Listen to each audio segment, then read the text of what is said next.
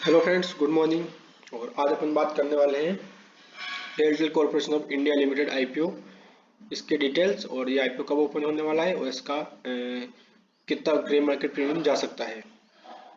तो चलिए अपन बात करते हैं सबसे पहले कंपनी के बारे में। कंपनी इनकॉर्पोरेट हुई थी 2000 में, तो आज इसका ऑलमोस्ट 28 वर्ल्ड कंपनी हो चुकी है। 2021 चल रहा है ये। और बात करें Airtel corporation of India is wholly owned by the government of India, तो पूरी गवर्नमेंट ऑफ इंडिया का इसमें इन्वॉल्वमेंट है और administrate by the ministry of railways. तो मिनिस्ट्री ऑफ रेलवेज इसका देखती है पूरा संचालन। और कंपनी क्या करती है, तो it is information and communication technology infrastructure provider company. मतलब रेलवे में जो भी टेक्नोलॉजी रिलेटेड जो सर्विसेज होती है, इंफ्रास्ट्रक्चर वगैरह जो भी होता है, ये कंपनी प्रोवाइड करती है रेलटेल रेलवेज को प्लेटफॉर्म पर, या फिर रेलवे में जो वाईफाई वगैरह, इंटरनेट वगैरह जो भी सुविधाएं होती है, टेलीफोनिक सुविधाएं प्लेटफॉर्म पर, वो सब सुविधाएं ये कंपनी प्रोवाइड करती है। और अगर हम कंपनी की बात करें तो इसके अपन अगर की फैक्टर्स बात करें कि इसके क्या क्या इसके मेन पॉइंट्स है, तो अपन देखते हैं one of the largest neutral telecom infrastructure provider in India with pen India optic fibre network. Company का पूरा पेन इंडिया में ऑप्टिक फाइबर नेटवर्क इसका सेटअप हो चुका है।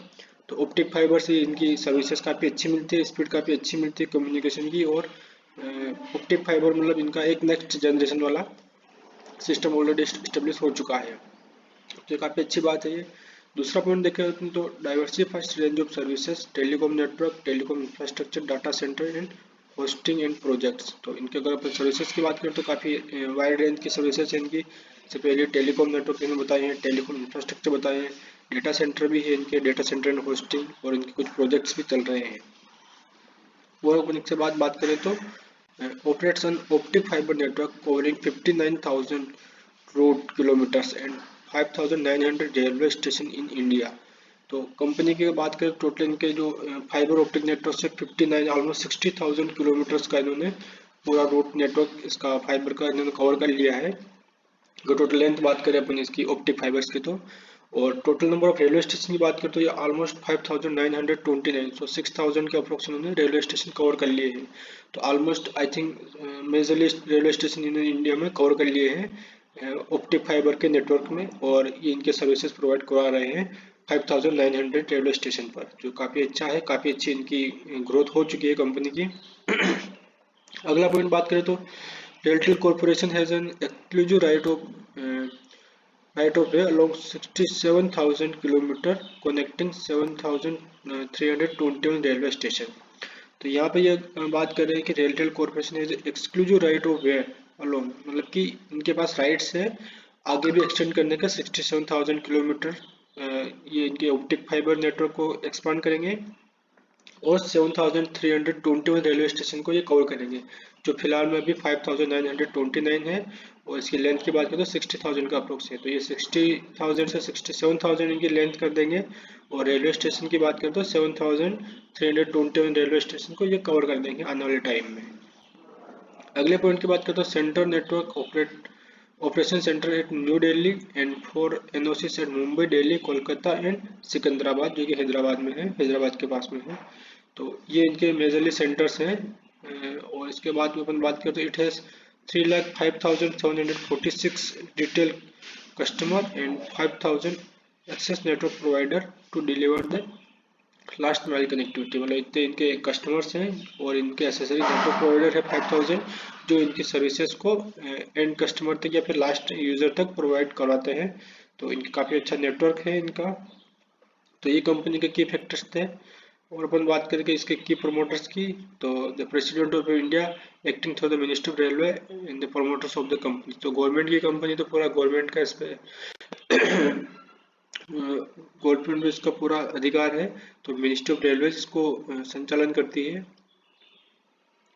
तो इसके प्रोमोटर्स हो गए गवर्नमेंट ही मान के चलिए आप। और अगर अपन इसके बात करते हैं फाइनेंशियल्स की, तो कंपनी के असेट्स आप देखेंगे तो 23,000 मिलियंस इनके थे 18 में, उसके बाद 22,000, फिर 23,000, और सितंबर 2020 बात करें तो 24,000 इनके असेट्स थे। तो असेट्स ऑलमोस्ट 22, 23, 24 के बीच में वेरी कर रहे हैं, लेकिन एक ग्रोथ आप देख सकते हैं 23 से 24 इनका असेट्स में इंक्रीमेंट हुआ है। और टोटल रेवेन्यू की बात करें तो 10,000 मिलियन से 10,382, देन 11,660, देन 5,537। तो इनके रेवेन्यू में भी ग्रोथ हुई है 10,000 से 11,000, और अभी लास्ट क्वार्टर में 5,537 तक इनका हो चुका है। और प्रॉफिट आफ्टर टैक्स की बात करते हैं इनका 1300 मिलियन था, 1353 मिलियन, देन 1400, और अभी इस लास्ट क्वार्टर में इसका 455 इनका टोटल मिलियंस में ये नंबर्स हैं, आप यहाँ देख सकते हो। तो 455 मिलियंस इनका नेट प्रॉफिट आया, या प्रॉफिट आफ्टर टैक्स अपन बोल सकते हैं इसको। इसके बाद करें तो ऑब्जेक्ट्स ऑफ द इश्यू, तो इनको आईपीओ क्यों लाने की जरूरत पड़ रही है। तो पहले पॉइंट की बात करें तो to carry out the disinvestment plan. तो जैसे कि गवर्नमेंट का प्लान है कि सबको प्राइवेटाइजेशन चल रहा है, तो रेलवे को भी कुछ शेयर होल्डिंग ये सेल कर रहे हैं। तो इसका पहला पॉइंट ये to carry out the disinvestment plan. And second to achieve the benefits of equity share listing on the stock exchange. अगर ये कंपनी स्टॉक एक्सचेंज पे आ जाएगी तो इनको इक्विटी शेयर का जो प्रॉफिट होगा वो मिलेगा, कंपनी के पास काफ़ी पैसे जनरेट होंगे, उससे कंपनी अपना बिजनेस और बढ़ा सकती है, और इक्विटी ऑफ शेयर का इनको प्रॉफिट मिलेगा डेफिनेटली। तो इसलिए कंपनी आईपीओ लाना चाहती है। अब अपन मेजर डेट की बात करें तो 16 फरवरी को ओपन होने वाला है, 18 फरवरी को ये क्लोज हो जाएगा। उसके बाद बेसिक अलॉटमेंट 23 फरवरी को होगा, रिफंड 24 को हो जाएगा आपको, और 24 को ही आपको शेयर डीमेट में क्रिएट हो जाएंगे अगर आपको आईपीओ मिलता है तो। और आईपीओ का लिस्टिंग जो डेट है 26 फरवरी है, जो कि आई थिंक ये 26 फ्राइडे को होगा, ये मतलब मंथ का लास्ट ट्रेडिंग डे जो होगा उस दिन आपका फरवरी का लास्ट ट्रेडिंग डे पर आपको ये लिस्ट होने को दिखेगा। और अपन बात करें इसका शेयर प्राइस का, तो आईपीओ का प्राइस 93 टू 94 रुपीज़ पर शेयर है, और मार्केट लॉट साइज है 155 शेयर का। तो आपको अगर एक लॉट लेना है तो 155 इंटू 95 करेंगे तो आपको 14,570 आईपीओ में लगाने पड़ेंगे एक लॉट के लिए, और मैक्सिमम आप 13 लॉट ले सकते हो, जिसका प्राइस होगा 1,89,410। तो यही था इस कंपनी के बारे में। और इसका अपन ग्रे मार्केट प्रीमियम की बात करें तो ग्रे मार्केट प्रीमियम अभी इनका ऑलमोस्ट 47 के आसपास चल रहा है। 42 कल था इनका 42%, आज 47 रुपीज़ चल रहा है। मतलब इसको अगर अपन परसेंटेज में कन्वर्ट करेंगे तो ऑलमोस्ट 50% का इनका चल रहा है ग्रे मार्केट प्रीमियम। और देखते हैं अभी तक इसका ट्यूसडे को इसका ओपनिंग होगा तो लास्ट डे तक इसका कैसा सस्टेन रहता है, उसके हिसाब से इनका प्रीमियम भी मेरे हिसाब से बढ़ने की पूरी संभावना है। तो ऑलमोस्ट आप मान के चलिए आपको 50% के आसपास इसमें प्रीमियम मिल सकता है अगर आप लिस्टिंग के लिए इसमें अप्लाई करते हैं तो। तब तक के लिए धन्यवाद। देखते हैं लिस्टिंग इसका कितना होता है, और सॉरी सब्सक्रिप्शन पहले कितना होता है, उसके बाद अपन इसको लास्ट डे अप्लाई करने का ट्राई करेंगे। Thank you.